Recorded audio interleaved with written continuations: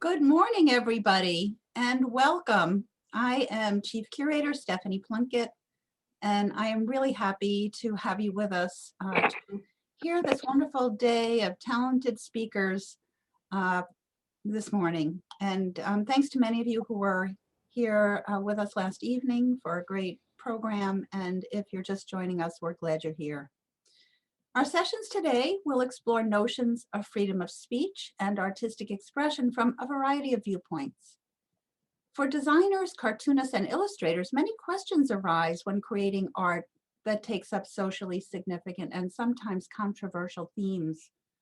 Some choose the DIY route, working independently with a free hand without access to the large-scale distribution that comes with a recognized masthead.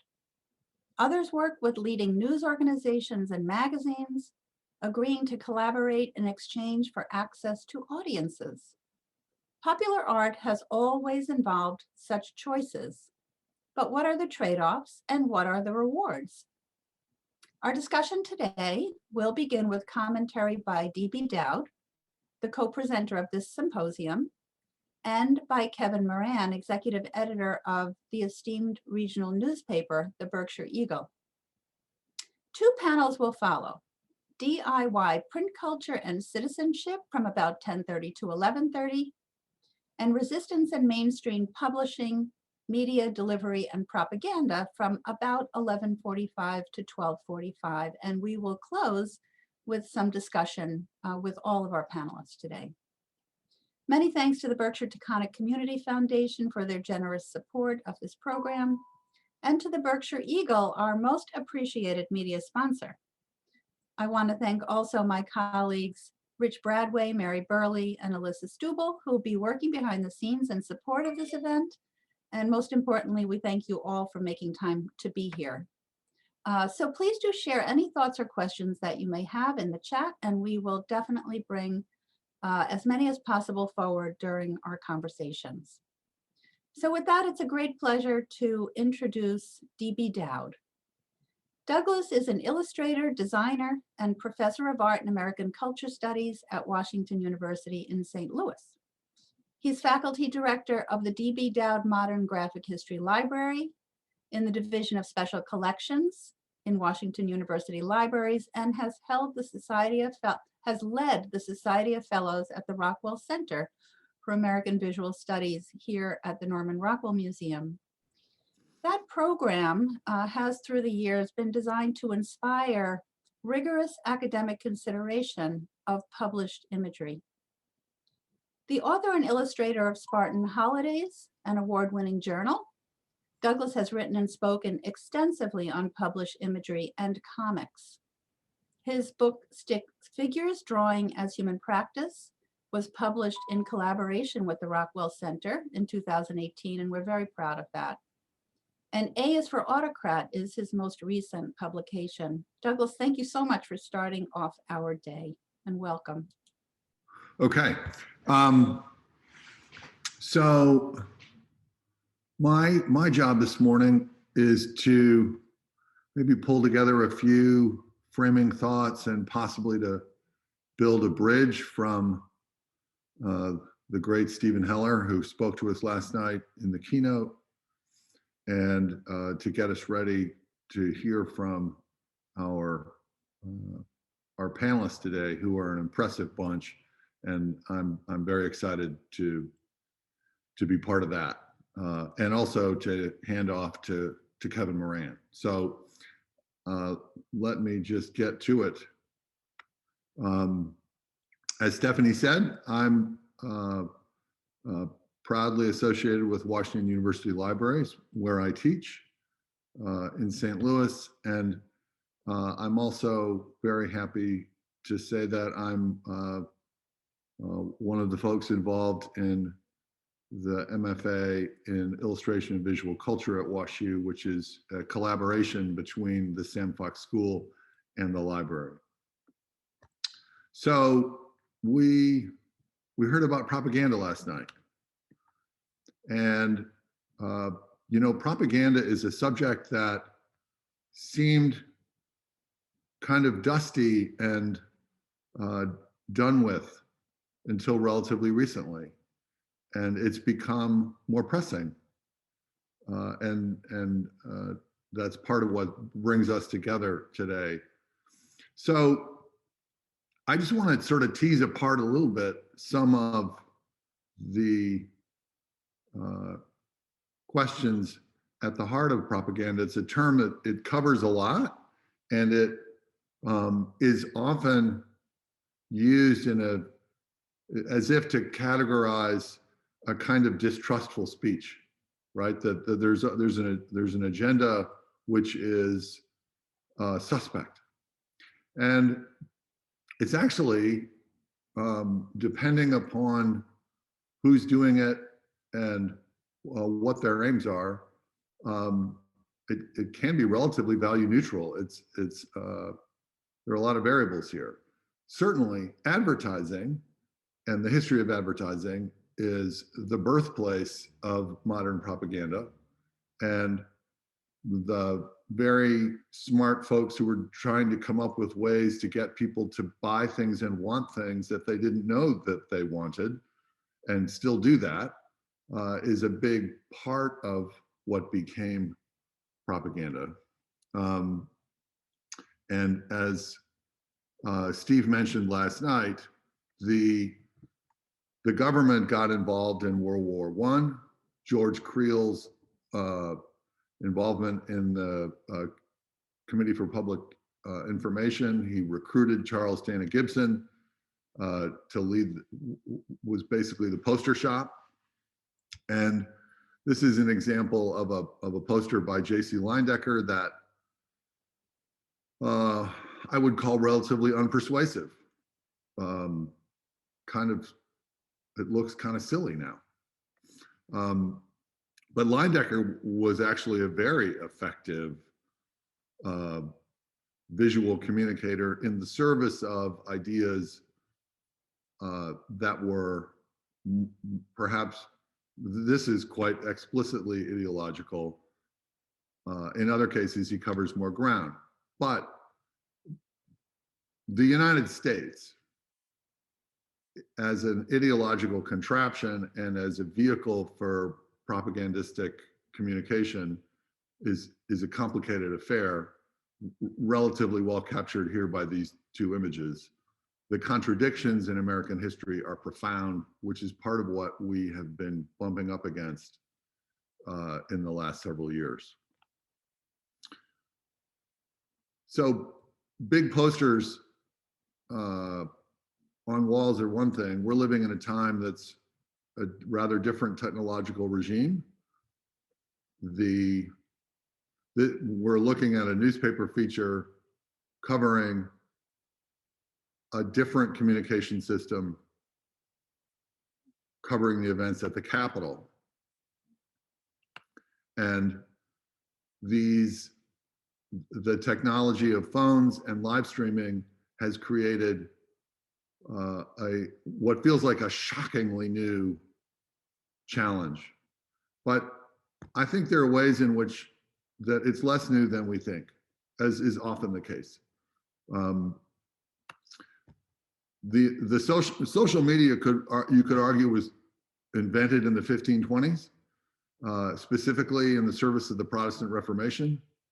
And the pamphlet was in fact the vehicle that drove quite a bit of charged communication, specifically a pamphlet written by Luther, illustrated by Lucas Cranach, the Passion of the Christ and the Antichrist, which is this is basically the format. They're spreads with two different illustrations. One on the left describes doings of Jesus.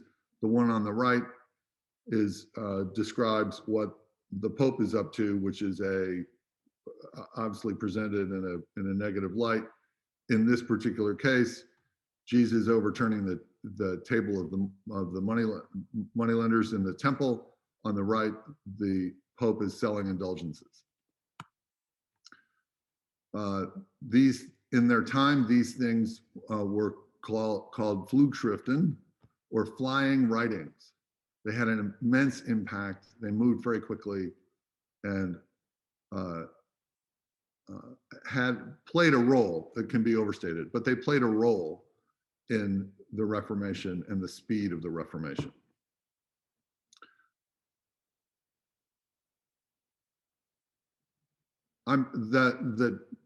Whatever the technological regime is, the question is less. Let me go back for a second. The question is less whether how the thing is made, and more how persuasive it is. Luther was successful because his arguments were persuasive in the time. In fact, the Catholic Church had gotten corrupt. The critique he was offering about the sale of indulgences is, of course, was a big part of how the critique succeeded. There's a difference when the thing that's being offered in the propaganda channel is explicitly false. That's what we've been experiencing. The whole Stop the Steal campaign, which had animated the events at the Capitol, is patently false, demonstrably false. I'm just going to very briefly go through a project. As I said earlier, propaganda had seemed like a kind of a dusty subject, but for many of our presenters today, all of our presenters today, we've been roused to what does it mean as a citizen to participate in a democratic society in defense of shared values. And it turns out what's necessary is to make some propaganda of one kind or another. And certainly that's what I found myself doing in this particular project. A is for Autocrat, which I made last summer because I could no longer just walk around the house and mutter. I'm just showing you some spreads.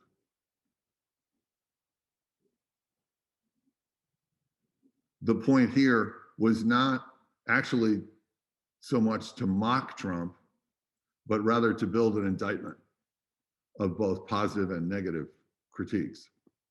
In this particular case, pluralism being a core value.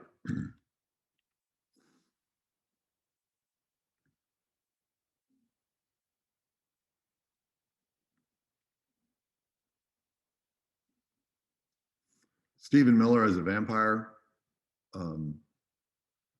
I think captures a lot. That's a case where I'm using rhetoric. This, I guess, Stephen Miller is like a vampire, a simile, but I'm also using logic. I'm building it on factual material. And that's, I think, what's a critical distinction. That white power symbol that he's giving, and that this is based on a photograph in the Oval Office. The one drop cross button on his lapel wasn't on his suit, but this is grounded in fact. That's what makes Rockwell's Four Freedoms so persuasive, unlike the generalizing qualities of modernism, which tended, as Stephen reminded us last night, convey a kind of conformity. Rockwell emphasized specificity, and it gives his Four Freedoms more power, makes them more persuasive.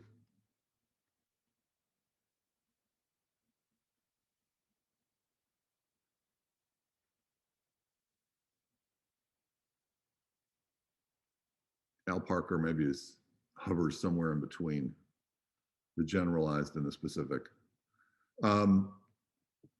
Okay, so back to where we are now, and the shift in technological regimes. The flying writings of our time are carried over the internet. What hasn't happened yet, and what takes time, is to build the systems that enable people to evaluate the veracity of information. So the communication system is ahead of the cultural filtration that's necessary to make sense of it. And that's where a set of players comes in, is required. And there are writers, there are artists, there are editors, there are publishers. And so the publishing ecosystem is one of the crucial questions of our time.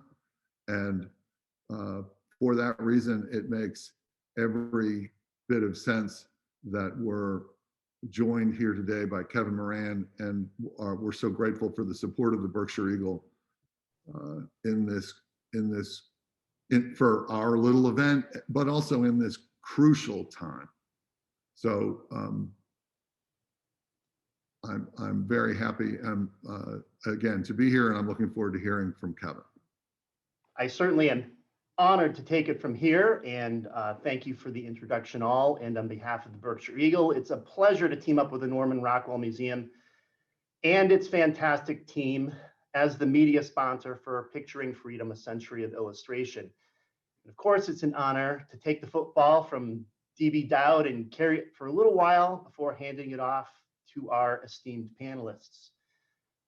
So, like most of you, probably, I've long admired Norman Rockwell's The Gossips, a painting that was the cover of the Saturday Evening Post of March 6th, 1948. According to the Norman Rockwell Museum, The Gossips is one of Norman Rockwell's most famous paintings, and that's saying something. But it's easy to understand why The Gossips is a fan favorite. We can relate to it. We can't help but relate, since we've all been participants in this kind of daisy chain of a whisper campaign. This is, of course, with the exception of everyone producing, presenting, watching, and listening to this program right now. So sure, most of us don't like to associate ourselves with spreading, whatever you would call it, rumor, innuendo, falsehood, even propaganda, wittingly or unwittingly. But let's face it, we've all passed along to someone else something about someone we heard from somebody else, and so on. It's true. We can't help ourselves. There's something insatiable about it. It's an emotional need almost. We can't stand being left in the dark. After all, what's our reaction when somebody says, I know something you don't know? Isn't that the worst? And we even get indignant and say, you can't drop a hint like that without telling me what it is that you know. Now, I'm a newspaper editor. I'm not a sociologist or an anthropologist, but my observation is that gossip gets going at a pretty early age. I'm no geneticist either, but it doesn't seem too much of a stretch to say that it's part of the human condition. That for the most part, the wisdom that comes with age doesn't necessarily have an effect when it comes to this part of the human condition. In fact, some of us get better at it with age. And technology, the introduction of social media platforms, has hastened and broadened our social network. And I think we can all agree that, for the most part, the juicier, more outlandish the gossip, the faster it spreads. And now, keep in mind that the very definition of gossip is as follows: the casual or unconstrained conversation or reports about other people that typically involves details that are not confirmed as being true. So the definition doesn't necessarily rule out that the gossip can be truthful. And isn't it strange that the more unbelievable the truth, especially those truths that are prefaced with phrases like, if it were film, no one would believe it, or this is going to sound like something straight out of science fiction, that sometimes we're even questioning the truth that we're passing along, but we do it anyway, especially if our own biases confirm it. So we as individuals may not be keen on admitting that we've perpetrated some report about someone that's not been confirmed as being true, but here's the truth I think we can all agree on, and that is every one of us has been the subject or the victim of an unchecked rumor, innuendo, falsehood, or we've been the victim of some kind of variation on a truth, because that's very much the truth, isn't it? And if we're lucky, and I don't know what the percentage or the odds are when this happens, but if we're lucky, the rumors about us are true. But according to the experts, no one really is sure what the gossips are spreading, what gossip the gossips are spreading in Norman Rockwell's painting. And so we're left to wonder. We're left with questions. We're left to fill in the blanks because we have no clear answers. So did the woman in the black gloves start this story in motion with the truth? How long until the initial version of the story started to morph? Did our pipe smoking fellow at the end of the first row embellish the story along the way? Who added to it? Who subtracted to it? Is it a funny story? Embarrassing, perhaps? Is it shocking? Is it a lie that hurts, or is it the truth? Is it personal or political? Can't seem to tell, at least not by how our, quote, victim reacts upon hearing the story about him. And in fact, Norman Rockwell makes a cameo here by portraying himself as the subject of the gossip. He's the fellow in the bottom row in the tan hat with the black ribbon and wearing the striped scarf. We just know that either way, our victim is angry, that it's quite possible that these folks along the way now believe something about our victim that's not entirely accurate. At this point, it doesn't matter if the story is true or false. Perception has become reality. And the truth is, Norman Rockwell very cleverly snookered us into becoming one of the gossips. But what is certain, and we don't know the story, we also played right into it. And there's one other thing that's certain. This story about our man in the tan hat went viral, at least by 1948 standards. But what we're essentially looking at is Norman Rockwell's depiction of a social network and how it worked 50 years ago. To me, Norman Rockwell's The Gossips is a timeless social commentary that bears so much truth. We live in complicated times, and that is even too simplistic a description. According to the Norman Rockwell Museum, Rockwell had been noodling on this idea for The Gossips for years before he painted it. But back in 1947, 1948, the world was emerging from World War II, the Holocaust, a world recovering from conflict caused by deadly fascist lies and deception, the most deadly lies ever perpetrated on humans of all time. Those were also complicated times, and the world began to come to grips with those lies. And this was the atmosphere in which Norman Rockwell must have been painting The Gossips. You know, in 1944, a fellow by the name of Dr. Robert H. Knapp, he was regarded as an expert in rumor, and he was actually in charge of rumor control for the Massachusetts Committee of Public Safety during the war. Who knew there was such a thing? But back then he published a paper called A Psychology of Rumor, and Knapp, of course, put a whole great amount of work into the study of how to control rumors. And of course, during a war, rumor control is a national security concern. And Knapp observed that rumor thrives during periods of social duress. I might also say that social duress probably compels a lot of rumors.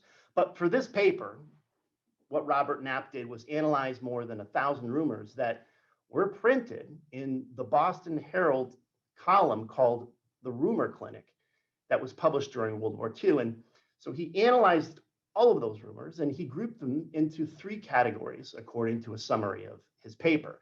Well, first there was the pipe dream kind of rumor. That's the kind of rumor that reflects a desired or wished for outcome. For example, one of the examples was given is that back then, during World War II, that Japan's oil reserves were low, and therefore the war would soon come to an end. And there was another category of rumors that were considered bogus or reflected fear-based outcomes, such as a surprise attack by the enemy was imminent.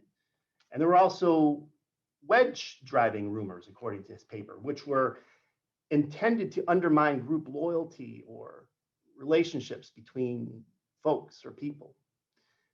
These were things like these were things like, not the fact, but rumors such as American Catholics were seeking to avoid the draft, or that German Americans or Japanese Americans were not loyal to the American side. So Knapp also found that negative rumors were more likely to be disseminated than positive rumors. Sounds freakishly familiar, doesn't it? Now, whether Norman Rockwell was reading psychology papers at the time while he was preparing to paint or painting the gossips, I don't know, but I'd estimate that he didn't need to read them. The country had just experienced the war and its fallout and its contemporary and resultant rumors. So in a 1947 study called The Psychology of Rumor, researchers concluded that, quote, as rumor travels, it grows shorter, more concise, more easily grasped and told. And the researchers based their conclusion on that after figuring out that 70% of the details of a story were lost by the time the fifth or sixth person shared it.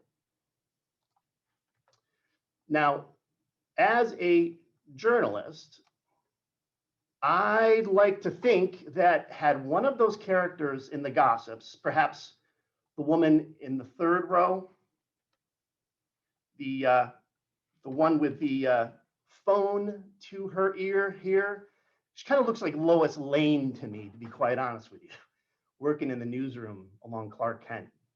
But had she been a journalist, our Lois Lane, perhaps I'd like to think that the story might have stopped there, but because it would have been her responsibility, her duty, her job to investigate, to go out and check, quote, the veracity of the situation, as D.B. Dowd said. So Lois Lane would have retraced the steps of the story, interviewed the previous person in line, and so on until she got to the source of it all, the woman in the black gloves. And from there, Lois Lane would have hopefully, eventually, showed up on the steps of our so-called victim in order to interview him and set the record straight, not only for this man's sake, perhaps, but for everyone. She would have hopefully have written an accurate story vetted by her newspaper editors and put through the rigors to ensure that the story was the truth as it was understood to be. Were that the case, however, we would have had the truth. But the Saturday Evening Post, of course, wouldn't have had its magazine cover. I've often said that journalism is like holding a public office, the highest public office to which you are never elected. That said, I'm proud to say that most often we do get it right. Sometimes we do get it wrong, but the difference is that if we get it wrong, we correct it. Or if we don't, the man in the hat could sue us. We could lose our jobs, or worse, we could lose our credibility and integrity. And at the end of the day, the credibility and integrity that we have breeds trust. And without the trust, there's no truth and we're nowhere. So journalists have a responsibility to report the truth, but we don't own the market on credibility and integrity. We don't own the responsibility to uphold and respect the Constitution of the United States. Communities and citizens buy news subscriptions because they want to know the truth. So therefore, journalists can get paid to do this work on their behalf so that everybody else can focus on running other parts of society. But while credibility, integrity, and trust is a hallmark of good journalism, citizens, civic leaders, elected officials, union workers, factory managers, CEOs, illustrators, museum directors, government workers have a responsibility to uphold the Constitution, to preserve and protect it. It's called BS when they see it, to halt threats to it, to question authority and be a skeptic so as not to fall victim to fake news or calls to take up arms based on lies and deceptions. Life is hard, and the truth is, more often than not, difficult. And too much about life comes without answers, or at least satisfying ones we can all agree on and live with. Life is a mystery, and in the end, we don't like to live with mysteries because what we don't know is uncomfortable, even threatening. We like answers, but answers can be truth, some form of truth, mistakes, or outright lies. But we like answers, and when some among us don't like the truth and therefore don't accept the truth, we search for other answers. Often today on social media, the internet, talk radio, extremist programming on television, or from politicians who peddle lies precisely because it serves their purpose. This is, of course, precisely why God created journalists and why he created illustrators and combinations thereof. And that's to pursue the truth, frame it, and publish it. To provide a check on government, to work on behalf of the people, because we are the people. We're not an arm of the government. We're an independent arm of the governed, to ensure that this republic remains of the people, by the people, and for the people. This is why the founders, though capable as anyone to gossip and probably masters at it, in a moment of clarity saw fit to enshrine the press and the people's right to express their ideas, including to question their own government, to be the very next paragraph that follows all their signatures on the Constitution. But too many of our fellow Americans are vulnerable to information. Too many are, in fact, gullible, easily manipulated, perhaps. Their trust in the press is eroded, not because it was necessarily earned, but because the truth is hard. And for certain people in leadership positions in government, or certain people on extremist airwaves who are themselves afraid of being vulnerable, gullible, or manipulated, they try to own it. And those who can't, for whatever reason, figure out the correct way to fill in that blank and sign themselves or live with it, they end up living in fear. And today, I think our republic is divided in part because of fear. But I worry about the people among us today who live in that fear. I worry about the people among us today who have been told that their freedoms are at risk. I worry about the people who can't, for whatever reason, trust that the Constitution of the United States belongs to all of us, not one side or the other, not owned more by one side or the other. I worry about the people in the country who are fearful because they've been told that the government is going to take away their Second Amendment rights, or worse, that they're coming right now to their homes to take all of their guns away. It's not happening. They're living in fear because they've been told that the government is going to take away their First Amendment rights to freedom of speech. Sure, the president lost his social media platforms, but when we sign up to use private social media platforms, we all agree to their terms of service.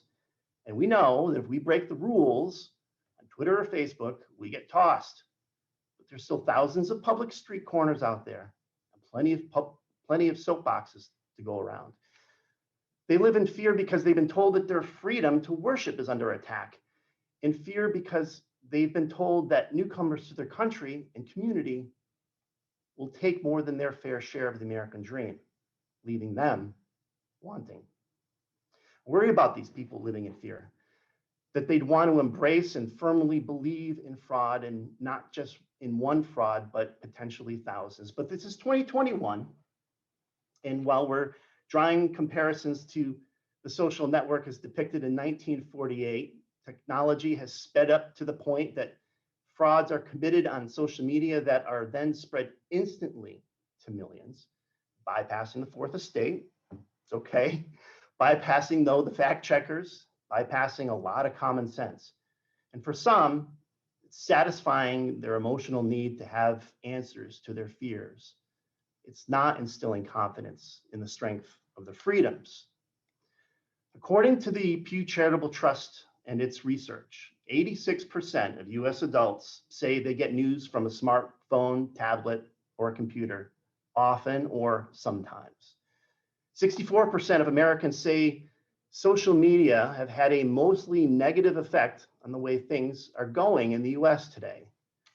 That just 1 in 10 Americans say social media sites have a mostly positive effect on the way things are going in the US. And with social media, the messages of our social network are being published. And now every citizen is a publisher, a media participant. We are creators, you are creators, we are sharers. And with that does come great responsibility. As we enjoy this program and learn from it and allow it to let us think, I hope we all can leave here inspired to be picturing freedom, not sharing fear.